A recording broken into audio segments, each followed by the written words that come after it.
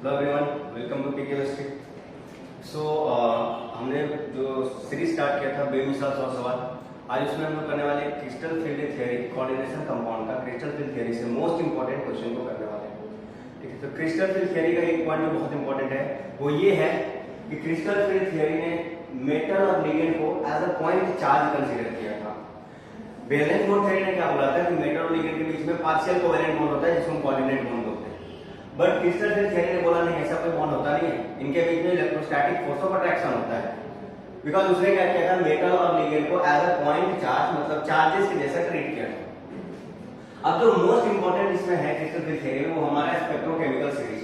एक सीरीज आपने देखा होगा, ऐसे लिगेंड्स का एक सीरीज होता है। इसी सीरीज के बेसिस पे बहुत सारे क्वेश्चन और हर बार पूछा जाता है। तो आप एक काम करेंगे, पहले सीरीज को नोट करेंगे और उसके बाद इसको याद कर लेंगे, क्योंकि सीरीज से ही आगे सारे क्वेश्चन हम लोग करेंगे। तो आप नोट कर लो। ओके, तो इस सीरीज में का मीनिंग क्या है, ये जो दिखाया हुआ है ऑर्डर वो है डिक्रीजिंग ऑर्डर ऑफ स्ट्रेंथ। आप इस डायरेक्शन में जाओगे तो स्ट्रेंथ क्या होगा, लिगेंड का डिक्रीज करेगा, स्ट्रेंथ डिक्रीजेस। इट मींस अगर आपसे बोला जाए कि सबसे ज्यादा सबसे मोस्ट पावरफुल लिगेंड या मोस्ट पावरफुल या मोस्ट स्ट्रेंथ वाला लिगेंड कौन सा है, सीओ का जो स्ट्रेंथ होता है वो सबसे ज्यादा होता है। मतलब स्ट्रॉन्ग फील्ड लिगेंड में सीओ सबसे आगे आता है और बाकी जो है वो उधर वीक फील्ड लिगेंड है। तो बेसिकली हमें जो करना है वो ये जानना है कि जैसे भी मेटल जो है वो +2 ऑक्सीडेशन स्टेट में हो सकता है, मेटल +3 ऑक्सीडेशन स्टेट में हो सकता है, +4 ऑक्सीडेशन स्टेट हो सकता है। तो ये जो ऑक्सीडेशन स्टेट है, अब कौन सा ऑक्सीडेशन स्टेट किस लिगेंड के साथ स्ट्रॉन्ग फील्ड लिगेंड के जैसा बिहेव करेगा। अब ऐसा नहीं कि ई अगर स्ट्रॉन्ग है तो हमेशा स्ट्रॉन्ग ही होगा, वो डिपेंड करता है कि किस मेटल के पास गया है और कितने ऑक्सीडेशन स्टेट वाले मेटल के पास गया है। तो मैं आपको क्या बताऊंगा, जनरली जो +2 है, हाँ ये जो मेटल है वो 3D सीरीज के हो सकते हैं, 3D से मतलब 4 ग्रुप 3D सीरीज के हो सकते हैं, 4D सीरीज के हो सकते हैं या फिर 5D सीरीज के हो सकते हैं। क्लियर है? तो चलो देखते हैं कि कब हम लिगेंड को स्ट्रॉन्ग लिगेंड के जैसा ट्रीट करेंगे, कब वीक फील्ड लिगेंड के जैसा। तो मैं जो यहाँ करवाने वाला हूँ उसको आप नोट कर लोगे और अच्छे से उसको याद कर लोगे। जैसे देखो, अगर मेरा लिगेंड 3D मेटल जो है वो 3D सीरीज का है, मेटल 3D से टिटेनियम, वेनेडियम, क्रोमियम, अगर ये सारे मेटल्स हैं और वो +2 में 3D सीरीज का है और मेटल +2 में, तो उसके लिए ये जो दो लिगेंड है यही स्ट्रॉन्ग लिगेंड है। याद रखना, मेटल मेरा 3D का है और ऑक्सीडेशन स्टेट +2 है, तो CO और Cl ही सिर्फ स्ट्रॉन्ग फील्ड लिगेंड के जैसा काम करेंगे, बाकी इसके साथ सारे क्या हो जाएंगे, वीक फील्ड लिगेंड हो जाएंगे। ठीक है, चलो आगे देखते हैं कि अगर हमारा मेटल 3D सीरीज का है और वो +3 ऑक्सीडेशन स्टेट में, मेटल 3D सीरीज का है +3 ऑक्सीडेशन स्टेट में होगा, तो ये जो अमोनिया है, अमोनिया का क्या होता है, स्ट्रॉन्ग फील्ड लिगेंड का होता है। यहां से लेकर के अमोनिया तक स्ट्रॉन्ग फील्ड लिगेंड के जैसा लिगेंड बिहेव करेंगे, और उसके बाद वाले जो लिगेंड है वो 3D मेटल के +3 के साथ क्या करेंगे, वीक फील्ड के जैसा बिहेव करेंगे। हाँ, यहां आपको नोट करना है कि कोबाल्ट जो है वो +3 में वाटर के साथ या फिर आप बोल लो कि O2- के साथ या OH- के साथ स्ट्रॉन्ग फील्ड लिगेंड के जैसा काम करता है। ये आप स्पेशली नोट करोगे, बिकॉज देखो मैंने 3D बोला है, मेटल 3+ में बोला है, तो अमोनिया तक ही रुका, वाटर तक नहीं गए। लेकिन वाटर तक या मतलब कोबाल्ट जो है वो वाटर के साथ +3 ऑक्सीडेशन स्टेट में स्ट्रॉन्ग फील्ड लिगेंड के जैसा बिहेव करता है, स्ट्रॉन्ग फील्ड लिगेंड का रोल प्ले करता है। क्लियर? अगर मैं 4D 5D की बात करूं, 4D सीरीज हो गया और 5D सीरीज हो गया, तो 4D सीरीज और 5D सीरीज +2 में जो है या +3 हो या +4 हो, इसको डिपेंड नहीं करता, इसमें सारे क्या होते हैं, स्ट्रॉन्ग फील्ड लिगेंड होते हैं। इट मींस आपका जो 4D 5D सीरीज के एलिमेंट है, लाइक प्लेटिनम हो गया, प्लेटियम हो गया और टेक्नीशियम हो गया, मोलिब्डेनम हो गया, ये सारे एलिमेंट जो होंगे उनके साथ वो +2 में भी अगर ये लिगेंड आ जाते हैं तो स्ट्रॉन्ग फील्ड लिगेंड के जैसा ही बिहेव करेंगे। मतलब वो ऑलवेज क्या करेंगे, स्ट्रॉन्ग फील्ड लिगेंड के जैसा बिहेव करेंगे। आपको ये याद रखना होगा, तो आप इतना नोट करो। मैं फिर से बता देता हूँ, 3D का +2 ये दो लिगेंड स्ट्रॉन्ग फील्ड लिगेंड के जैसा बिहेव करेंगे, बाकी सारे वीक हो जाएंगे। 3D +3 में अमोनिया तक स्ट्रॉन्ग फील्ड लिगेंड होता है, बाकी सारे वीक होते हैं। स्पेशल केस है कोबाल्ट 3+, वाटर हो गया, O2- हो गया, OH- हो गया, वो स्ट्रॉन्ग फील्ड लिगेंड के जैसा बिहेव करता है। 4D 5D का एलिमेंट है वो किसी भी ऑक्सीडेशन स्टेट में हो, स्ट्रॉन्ग फील्ड लिगेंड के जैसा ये लिगेंड उसके साथ बिहेव करेंगे। चलो आप इतना कर लो। अब इसके बेसिस पे देखते हैं कि क्वेश्चन कैसे कैसे आते हैं। हमारा तो सीरीज ही है कि क्वेश्चन कैसे आता है, उसको सॉल्व कैसे करना है। चलो स्टार्ट करते हैं क्वेश्चन को। क्वेश्चन नंबर 1 देखना। क्वेश्चन नंबर 1 तो यही आ जाता है कि सीरीज दे देगा आपको 4-5 एलिमेंट का, आपको सीरीज दे देगा, 4-5 एलिमेंट का सीरीज दे देगा और बोलेगा कि ऑर्डर में अरेंज कर दे, या ऑर्डर अरेंज करके दिया हुआ रहेगा, आपको टिक करना रहेगा। तो अगर आपको सीरीज याद है तो आराम से बिना टाइम दिए हुए आप आराम से क्वेश्चन कर सकते हो। तो क्वेश्चन नंबर 1 डायरेक्ट सीरीज पूछेगा आपसे, ठीक है। क्वेश्चन नंबर 2 तो सीरीज का ऑर्डर पूछेगा। क्वेश्चन नंबर 1 क्या होगा, सीरीज ऑर्डर हो गया। क्वेश्चन नंबर 2 आपसे पूछेगा, जैसे 4-5 दे दिया, अभी ऑर्डर नहीं पूछ रहा है, तो क्या पूछेगा आपको, बोलेगा कि हाईएस्ट स्ट्रेंथ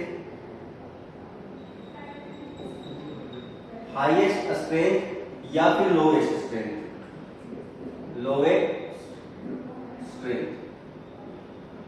ठीक है, 4-5 लिगेंड बोलेगा, सबसे हाईएस्ट स्ट्रेंथ किसका है लिगेंड का और लोएस्ट किसका है। अच्छा एक ट्रिक मैं आपको देता हूं, छोटा सा याद रखने का। क्या कहीं भी आपको पाई बॉन्ड वाला दिख रहा होगा या फिर जिसके पास डी ऑर्बिटल खाली होगा, ध्यान से सुनना। अगर ऐसा लिगेंड है जिसके पास पाई है या फिर ऐसा लिगेंड है जिसके पास डी ऑर्बिटल खाली है, तो बाकी के कंपैरिजन में वो ऑलवेज आगे आएगा, मतलब उसका स्ट्रेंथ बाकी के कंपैरिजन में ज्यादा आ जाएगा। तो ये जो लिगेंड है जिनके पास पाई बॉन्ड होता है, यहां तक इनको बोलते हैं हम क्या, पाई एक्सेप्टर।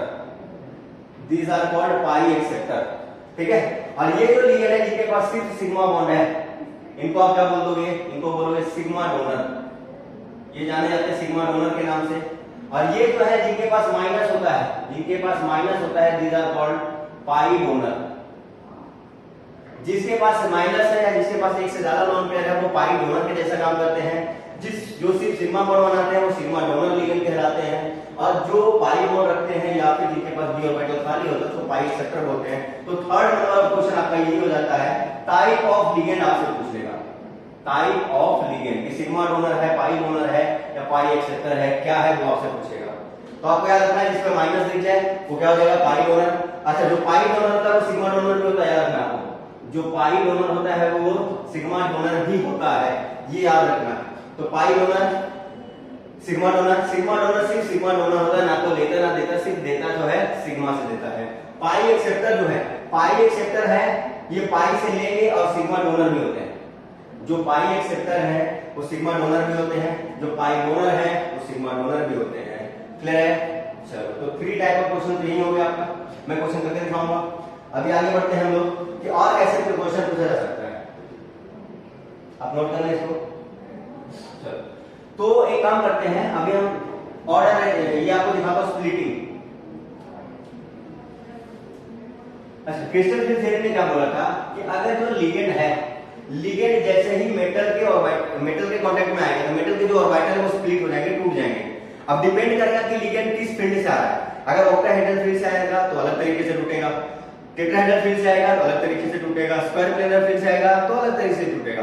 तो जनरली हम ऑक्टाहेड्रल और टेट्राहेड्रल की स्प्लिटिंग देख लेते हैं। तो ये जो डी है, ये रहा मेरा डी ऑर्बिटल। ये किसी भी मेटल आयन का हो सकता है या किसी भी मेटल का हो सकता है। अब ये होता क्या है, जैसे ही लिगेंड इसको अप्रोच करता है ना, इनकी एनर्जी बढ़ जाती है, इनकी एनर्जी बढ़ जाती है। तो सपोज करो यहां आ गया ये, तो ये जो है जहां एनर्जी बढ़ी है इसको बोलते हैं एक्साइटेड स्टेट, इसको बोलते हैं ग्राउंड स्टेट। अच्छा एक और बात देखना, डीजेनरेट एक वर्ड होती है, डीजेनरेट एक वर्ड आपसे पूछ लेता है। डीजेनरेट का मतलब क्या है या डीजेनरेसी का मतलब क्या है। डीजेनरेट कहने का मतलब है ऐसे ऑर्बिटल जिनकी एनर्जी सेम है। तो ये ग्राउंड स्टेट में भी डीजेनरेट है और एक्साइटेड स्टेट में डीजेनरेट है, क्योंकि पांचों डब्बों की या पांचों ऑर्बिटल की एनर्जी अभी सेम है। इधर एनर्जी बढ़ रही है, इधर जाएंगे तो एनर्जी इंक्रीज करेगी। तो यहाँ क्या है, सेम है। अब क्या होता है, ये टूटता है, ऑक्टाहेड्रल में अलग तरीके से टूटता है, टेट्राहेड्रल में अलग तरीके से टूटता है। तो मैं आपको दोनों में स्प्लिट करके दिखाता हूं। पहले मैं ऑक्टाहेड्रल में करता हूं, फिर टेट्राहेड्रल में।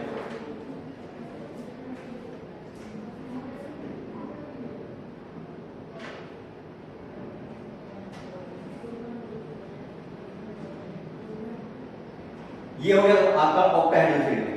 ऑक्टाहेड्रल में टूटेगा तो 3 नीचे 2 ऊपर, टेट्राहेड्रल तो उल्टा हो जाएगा,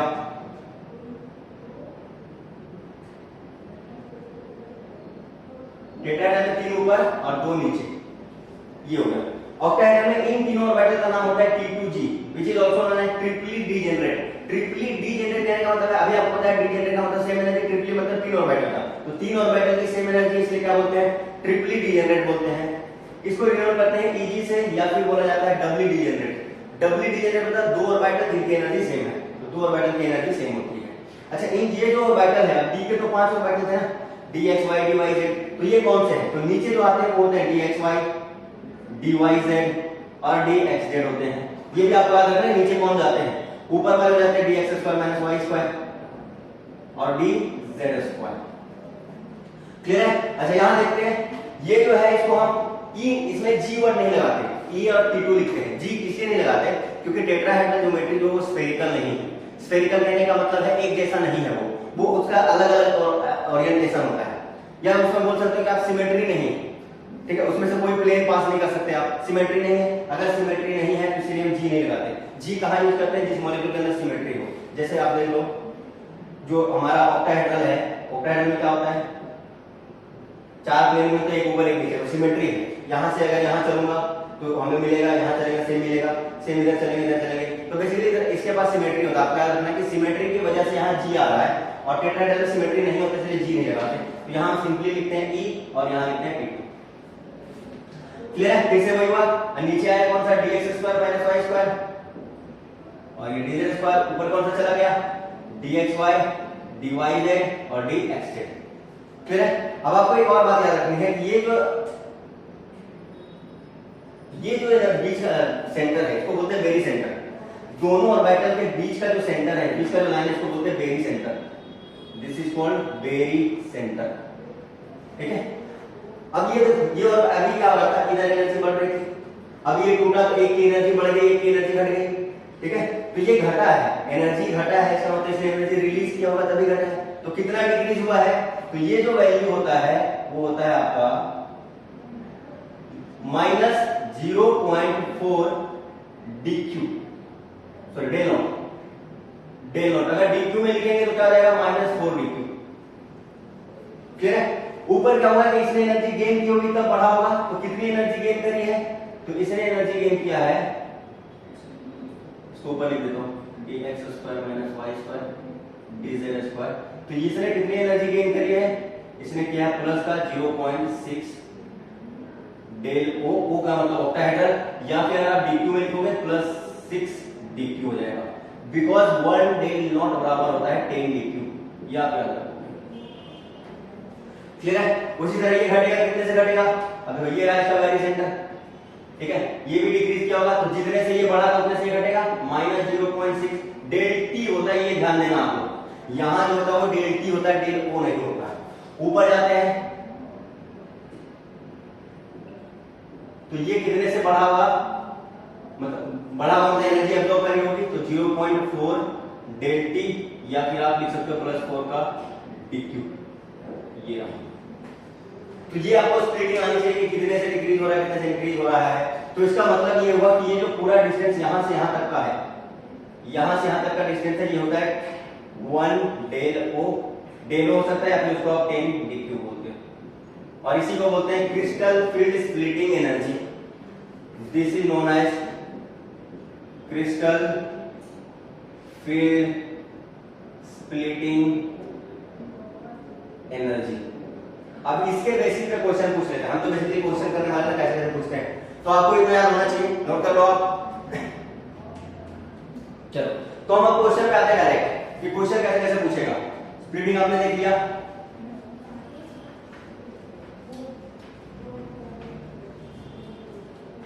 अच्छा मैं एक अपने इधर लिख लेता हूं, ऐसे था, और ये रहा, डब्बों को मैंने लाइन के फॉर्म में लिख दिया। ठीक है, पैटर्न में और टेट्राहेड्रल में। अच्छा, ये जो गैप है इसको क्या बोल रहे थे, डेलो, इसके केस में क्या बोल रहे थे, डेल टी। अब हमें डेलो और डेल टी के बीच में रिलेशन जानना होगा क्या होता है, तो सिंपल सी बात है, डेल्टा टी जो होता है वो छोटा होता है, डेल टी बराबर होता है 4/9 डेलो। एक क्वेश्चन यहां से पक्का हो जाता है, डेलो दे देगा, डेल टी पूछ लेगा, डेल टी दे देगा, डेलो पूछ लेगा। क्लियर है? तो एक क्वेश्चन तो यहां से पक्का हो गया आपका।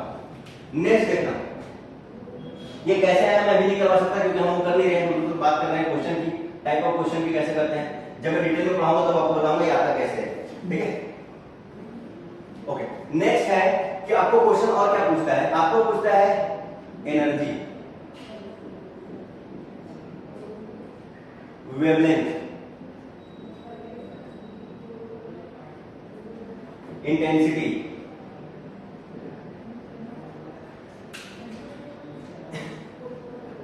मैं यहाँ कुछ क्वेश्चन बनाने वाला हूं, उस क्वेश्चन को याद रखोगे, ठीक है। ये रहा और इधर हो गया आपका field strength, ligand field strength, ये क्या आपका लिगेंड फील्ड स्ट्रेंथ। अच्छा देखो, लिगेंड फील्ड स्ट्रेंथ जितना ज्यादा होगा, मतलब अगर लिगेंड ज्यादा स्ट्रेंथ का होगा तो स्प्लिट ज्यादा करेगा, तोड़ेगा ज्यादा तो एनर्जी गैप ज्यादा होगा, डेलो का वैल्यू ज्यादा है। तो स्ट्रॉन्ग फील्ड लिगेंड अगर होता है, स्ट्रॉन्ग फील्ड लिगेंड है, डायरेक्टली प्रोपोर्शनल होता है किसके, डेलो के। जितना ज्यादा स्ट्रॉन्ग होगा उतना ज्यादा डेलो वैल्यू होगा, और डेलो वैल्यू जितना ज्यादा होगा, ध्यान से देखना। अब आप कोई भी कंपाउंड जो कलर दिखाता है, क्यों दिखाता है, क्योंकि डी से इलेक्ट्रॉन जंप करके, एक सेकेंड ये उल्टा बना दिया मैंने, टेट्राहेड्रल में ऐसा होता है, ऑक्टाहेड्रल में होता है, ठीक है। तो बेसिकली देखो डी डी ट्रांजिशन से आपने देखा होगा कि कलर आता है कंपाउंड के अंदर, तो होता क्या है, इलेक्ट्रॉन यहाँ होता है, एनर्जी एब्जॉर्ब करता है, जंप करके यहाँ चला जाता है, फिर वापस आता है, फिर वो रेडिएशन रिलीज करता है। अब ये जो रेडिएशन है उसके वजह से हम कलर देख पाते हैं कोऑर्डिनेशन कंपाउंड के अंदर।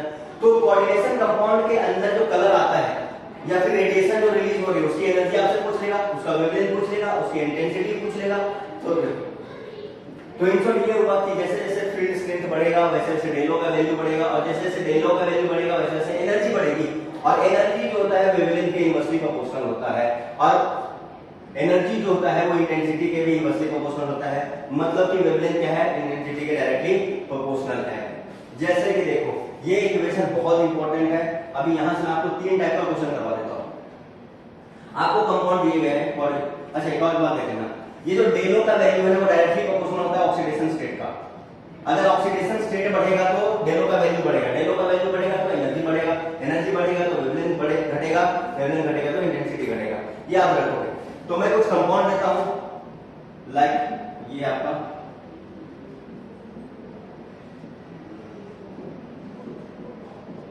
Two plus 3 plus CO6 2 plus CONH3 का 4 6 2 प्लस या CN का, तो यहाँ करना होगा 3। ये है क्वेश्चन, ये क्वेश्चन आपके, अब इसी क्वेश्चन पे मैं ये सारे क्वेश्चन बना के दिखाता हूं आपको इस ऑप्शन के बेसिस पे। तो क्वेश्चन कुछ ऐसा है कि आपको एबीसीडी कर देता हूं, ए है, बी है, सी है एंड डी है। क्वेश्चन है कि arrange the following in the order of डेलो मतलब splitting energy, energy of radiation, wavelength, intensity, या फिर ये 4 क्वेश्चन इनके बेसिस पे। तो अगर आपसे पूछता है कि इनको अरेंज कर दो, किसके बेसिस पे भाई, डेलो के बेसिस पे, तो डेलो किसका ज्यादा होगा, जहां जो लिगेंड होगा ज्यादा स्ट्रॉन्ग होगा। तो चेक करते हैं, देखो मेटल सब में सेम है, मेटल सेम है तो मेटल से कोई फर्क नहीं पड़ने वाला। अब ऑक्सीडेशन से चेक करो, यहाँ प्लस हुआ है, प्लस 3 है, प्लस 3, ठीक है, सॉरी निकालो तो प्लस 3 आएगा, इसका निकालो प्लस 3 आएगा, ठीक है। यहाँ प्लस 2 आ रहा है, प्लस 2 आ रहा है, प्लस 3। सबसे पहले क्या करना है आपको, सबसे पहले देखना है चार्ज, चार्ज जिसका ज्यादा होगा उसका डेलो वैल्यू ज्यादा होगा। तो इन सब में चार्ज किसका ज्यादा है, इन दोनों का ज्यादा है। अब इन दोनों के चार्ज में से, इन दोनों के चार्ज में से इसका +3 है, इसका भी +3 है, यहाँ भी कोबाल्ट है, यहाँ भी कोबाल्ट है, बट यहाँ CN है और यहाँ अमोनिया है, ये बहुत ज्यादा स्ट्रॉन्ग है। तो जो डी की डेलो की जो ऑर्डर आएगा, डेलो का ऑर्डर वो डी का सबसे ज्यादा हो जाएगा। अब उसके बाद किसका हो जाएगा, बी का हो जाएगा। अब चार्ज हमने देख लिया, चार्ज देखने के बाद क्या देखेंगे हम, फील्ड स्ट्रेंथ को देख लो, ये भी +2 है, ये भी +2 है, यहाँ CO है, यहाँ NH3 है, वापस ये कोबाल्ट है, कोबाल्ट है, तो मेटल से कोई फर्क नहीं पड़ रहा। लिगेंड देखते हैं, ये C में CO है जो कि स्ट्रॉन्ग फील्ड लिगेंड है, और ये भी स्ट्रॉन्ग फील्ड लिगेंड है, लेकिन इसका स्ट्रेंथ ज्यादा है। दोनों कोबाल्ट के साथ स्ट्रॉन्ग फील्ड लिगेंड के जैसा ही बिहेव करते हैं, बट इसका स्ट्रेंथ ज्यादा होता है। इसीलिए क्या हो जाएगा सी देन ए। अब देख लो डेल ओ मिल गया, बाकी तुम निकाल दो किसी का भी, डेल ओ मिलने के साथ साथ आप किसी का भी निकाल सकते हो। आपको एनर्जी पूछता है कि ये जो गैप है, ये जो गैप है ना, इसका एब्जॉर्प्शन एनर्जी कितना है, कितनी एनर्जी एब्जॉर्ब करेगा, तो उतना ही करेगा जितना यहां से यहां जाने लगेगा उसको। ठीक है, तो एब्जॉर्प्शन एनर्जी आपसे पूछेगा, एब्जॉर्प्शन एनर्जी या फिर की पूछेगा, तो यही ऑर्डर हो जाएगा जो ऊपर वाला ऑर्डर है, ये रहा। अगर आपसे वेवलेंथ पूछता है तो इनवर्सली प्रोपोर्शनल जस्ट अपोजिट हो जाएगा। वेवलेंथ क्या हो जाएगा भाई, जस्ट अपोजिट हो जाएगा, ए का सबसे ज्यादा देन सी देन बी, और सबसे कम डी का हो जाएगा। इंटेंसिटी पूछता है तो जो वेवलेंथ का ऑर्डर है वही इंटेंसिटी का ऑर्डर है, ये रहा। तो बन गए 4 क्वेश्चन यहां से। एक क्वेश्चन यहां से बनते आपके डेल्टा टी बराबर 4/9 डेल्टा हो, बच गया 5वां क्वेश्चन। और कहां से आपको क्वेश्चन बताया था, सीरीज से, सीरीज से ही क्वेश्चन बना देता है आपको। तो बेसिकली कोऑर्डिनेशन के इस पार्ट से आपको 5 से लेकर के 7 टाइप का क्वेश्चन मैं बता चुका हूं, कैसे कैसे पूछेगा आपसे। क्लियर है? हाँ, टाइप ऑफ लिगेंड आपको बताया था, सिग्मा डोनर, पाई एक्सेप्टर, ठीक है। तो उसके बेसिस पे क्वेश्चन, तो बेसिकली हमने 8 टाइप के क्वेश्चन की बात करी है। मैं शॉर्ट में बता देता हूं कौन कौन से टाइप के क्वेश्चन की बात करी है, आप उनको अच्छे से पढ़ के जाना, पूछता है आप देखना पीरियड से। चलो इसको मैं रब कर देता हूं।